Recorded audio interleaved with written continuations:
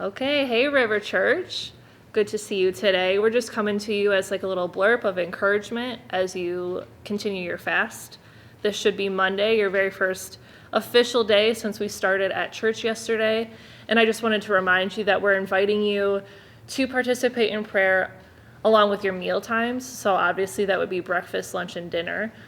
We didn't have a set time for that because everyone eats those meals at a different time. And then we just are inviting you to pray at 7 o'clock with all of us. That's not going to be on a phone call or anything like that, but we wanted one time set aside that we just know that our entire body is engaging in prayer at the same time and raising up one united voice, and just how powerful that can be.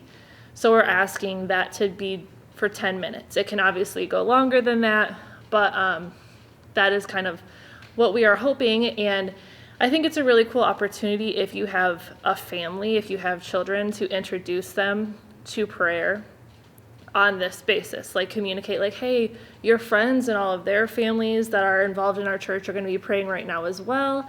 And just invite them to participate in that time rather than having that be something set apart, as your meal times prayers probably would be. So again, just another way to incorporate your family.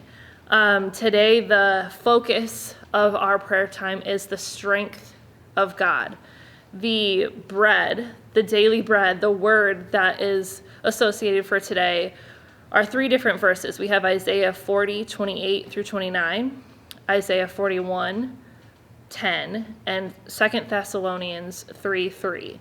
And all of these scriptures, the theme is the strength we have in the Lord. And what really stood out to me specifically when looking at these was in Isaiah 40:28-9. I love that it starts with like, have you not heard? The Lord is the everlasting God. And what that means to me is like the expectation is once you understand the following, that should take away the fear, right? So it's like I picture people coming to Isaiah in fear, and he was like, oh, have you not heard?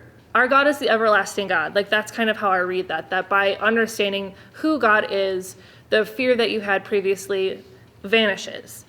And very quickly it communicates like, hey, do not fear, and he is faithful. Like those are the resounding themes to be found in these scriptures. And that's kind of like what we hope your focus to be in your prayer time with the Lord on this very first day of Monday, and that you just are replacing any areas that feel maybe out of control or overwhelming with a concept that God really is our strength. So we're going to leave you with that, and I really just hope that blesses you and it impacts your heart today.